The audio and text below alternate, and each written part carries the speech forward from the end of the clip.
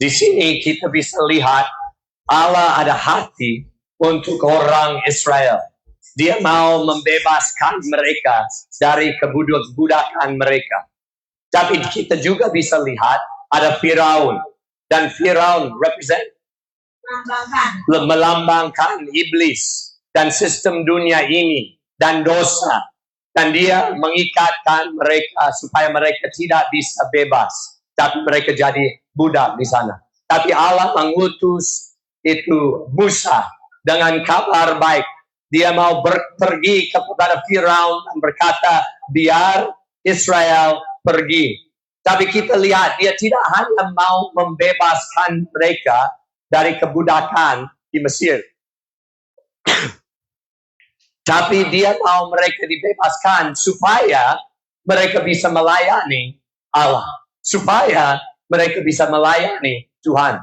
Banyak orang di Manado tidak mengerti hal ini. Mereka selalu berpikir Yesus datang untuk membebaskan mereka dan mereka supaya mereka bisa lakukan apa saja. Supaya mereka bisa minum keras tapi masih ke surga. Mereka salah mengerti. Itu dia membebaskan kita dari kuasa dosa supaya kita bisa melayani dia. Kalau kita berpikir, oh saya sudah dibebaskan, Yesus mati untuk dosa saya.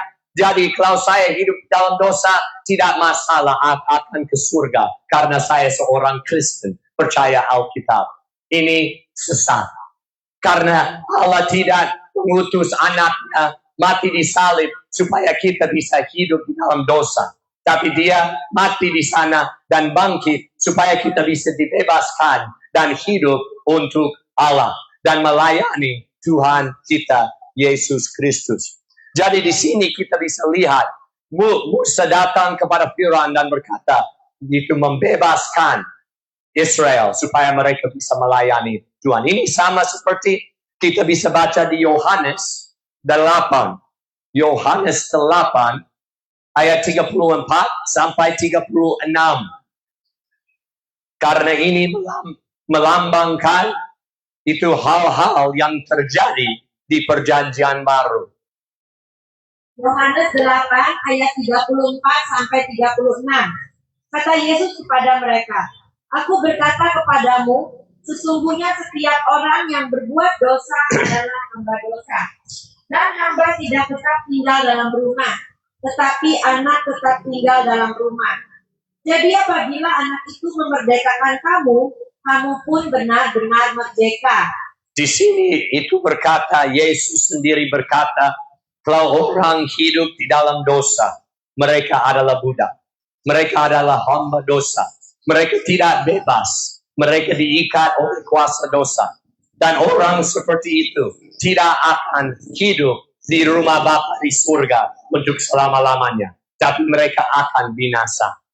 Jadi kalau kamu di sini dan masih hidup di dalam dosa, kamu jangan menipu diri sendiri dan berpikir, tapi tidak masalah, saya akan ke surga. Kalau kamu masih berontak pada Allah, dia juga akan itu menolak kamu hari penghakiman. Dan kamu akan binasa. Tapi Yesus juga berkata, tapi anaknya, Yesus Kristus. Kenapa Yesus Kristus firman Allah yang kekal menjadi manusia, mati dan bangkit, supaya dia bisa membebaskan kita dari kuasa dosa, supaya kita bisa hidup untuk kehendak Allah. Tidak supaya kita bisa hidup dalam perontakan, tapi supaya kita bisa hidup di dalam ketaatan kepada Allah melalui anaknya, Yesus Kristus. Jadi kita bisa lihat, itu hal-hal di perjanjian lama, itu hanya melambangkan hal-hal yang terjadi di dalam Yesus Kristus waktu dia datang. Kita balik kepada Keluaran 5 dan mau baca ayat 3 sampai 19. 3 sampai 19. Waktu Musa datang ke Firaun, Firaun tidak taat. Dia tidak dengar dan berkata, oh Israel mau pergi ya, oh silakan pergi. Tapi dia melawan mereka dan dia menyiksakan mereka supaya mereka jadi lebih sulit daripada sebelumnya. Mereka jadi lebih sulit waktu mereka mau tidak lagi kerja untuk Firaun. Dan waktu kita mendengar Injil dengan keras atau dengan jelas, waktu kita dengar dengan jelas, kita bisa dibebaskan dari kuasa dosa. Kita kadang-kadang akan berpikir, ini maksudnya itu akan gampang. Ini akan gampang untuk meninggalkan dosa dan hidup untuk Tuhan. Tapi sebenarnya, waktu kita mulai coba untuk bertobat dari dosa, kita akan dapat banyak itu godaan dari iblis. Itu akan jadi lebih susah untuk kita untuk melawan dosa. Ini kenapa? Karena iblis tidak mau membiarkan kita jalan di dalam kehendak Allah. Jadi kalau kamu sudah berpikir, ya, memang saya mau mengikut Tuhan, dan saya coba, saya mau mulai, saya mau lakukan, tapi akhir saya gagal. Itu jadi lebih susah. Kegodaan jadi lebih banyak di dalam kehidupan saya. Ini memang. Karena mereka ada pilihan. Mereka akan terus kerja untuk Firaun, atau mereka akan berhenti kerja untuk Firaun.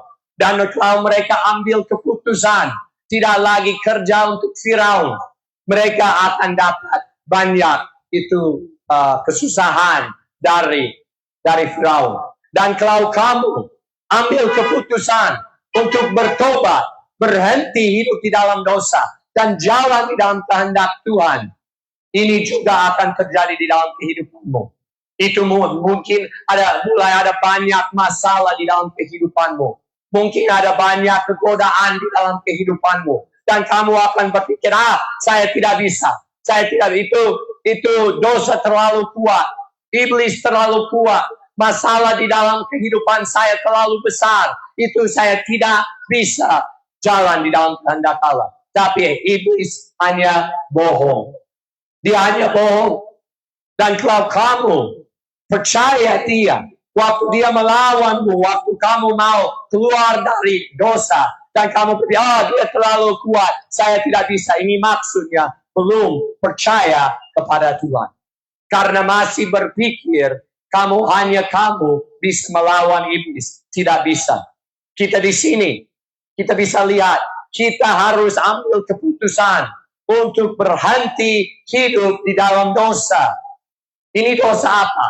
Kamu tahu khusus di dalam kehidupanmu, kenapa kamu tidak bisa jalan bersama Yesus. Itu kenapa? Itu untuk beberapa orang, itu karena mereka suka porno. Itu untuk orang lain, karena mereka suka mencuri dari bos. Itu ada orang lain, karena mereka pahit hati terhadap suami. Saya tidak tahu apa di dalam hatimu, apa di dalam kehidupanmu. Tapi kalau kamu mau jalan bersama Yesus Kristus di dalam hatimu, di dalam hati nurani, kamu pasti tahu dosamu, dosa yang menghalangkan kamu untuk jalan di dalam kehendak Allah. Dan kamu harus meninggalkan dosa itu. Kamu harus berhentikan dosa itu. Tapi waktu kamu mulai itu berhenti, itu mungkin akan ada kegodaan yang lebih besar. Itu mungkin kalau berhenti lihat porno, itu temanmu akan datang dengan banyak porno mau lihat. Itu kalau kamu mau berhenti baik terhadap suami, mungkin dia akan berzina atau dia akan berselingkuh, dan kamu hatinya akan digoda lagi untuk baik di dalam hati. Tapi kita harus ambil keputusan berhenti kerja untuk iblis. Dan orang Israel harus ambil keputusan berhenti kerja untuk Firaun. Kenapa? Karena Allah sudah memanggil mereka keluar dari Mesir untuk melayani dia, tidak lagi melayani Firaun. Dan Yesus Kristus datang dari surga ke dunia ini dan melalui firman-Nya dalam kehidupanmu untuk memanggil kamu keluar dari dosa dan jalan bersama Yesus Kristus Tuhan. Kamu harus ambil keputusan. Ini tidak maksudnya akan gampang. Ini tidak maksudnya iblis tidak akan melawan kamu. Tapi kamu harus ambil keputusan. Dan walaupun jatuh, akan berdiri lagi dan terus jalan di dalam kehendak Tuhan. Ambil keputusan. Jalan bersama Yesus Kristus. Tapi kita tidak hanya ambil keputusan karena kita ada tanggung jawab. Tapi kita harus juga ingat prinsip yang satu.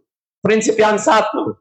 Allah tidak akan lakukan untuk kita harus lakukan. Tapi prinsip yang kedua, tapi kita tidak bisa lakukan tanpa kuasa dan anugerah Tuhan.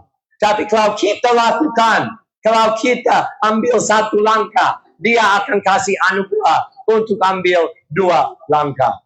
Jadi kita harus percaya kepada anugerah Tuhan. Kita baca di Exodus, itu Keluaran 5:22 sampai pasal 6 ayat 1. Memang kita harus ambil keputusan untuk berhenti kerja untuk iblis. Sama seperti mereka harus ambil keputusan mengikut Musa, tidak lagi mengikut itu Firaun. Tapi waktu kita lakukan itu, Allah akan mengalahkan iblis. Allah akan mengalahkan kuasa dosa di dalam kehidupan kita. Itu tidak karena itu kekuatan kita. Tapi walaupun kita ambil keputusan, kita tidak mampu. Tapi Allah sudah kasih janji melalui Yesus Kristus. Dan membuktikan janji itu melalui membangkitkan Yesus Kristus dari kematian. Dan dudukkan Dia di sebelah Allah Bapa. Dan Dia jadi Raja di atas segala raja. Dan menurunkan Roh Kudus kepada setiap orang bertobat dari dosa mereka dan lihat kepada Dia. Walaupun kamu tidak mampu, kamu harus ada tanggung jawab untuk mengambil keputusan berhenti hidup di dalam dosa. Dan kalau kamu ambil keputusan itu, Allah akan kasih anugerah kepadamu supaya bisa jadi ciptaan baru dan bisa melawan kerja iblis di dalam kehidupanmu. Jadi kita harus ambil tanggung jawab. Tapi waktu kita ambil tanggung jawab, kita lihat kepada Allah dan percaya kepada anugerahnya untuk membebaskan kita. Kamu harus berhenti. Ini maksudnya apa? Kalau kamu lihat porno, berhenti lihat porno. Ambil keputusan. Kalau perlu buang HP-mu, buang HP-mu. Itu lebih bagus ke surga tanpa HP daripada ke neraka dengan HP. Itu apa yang membiarmu lakukan dosa, buang.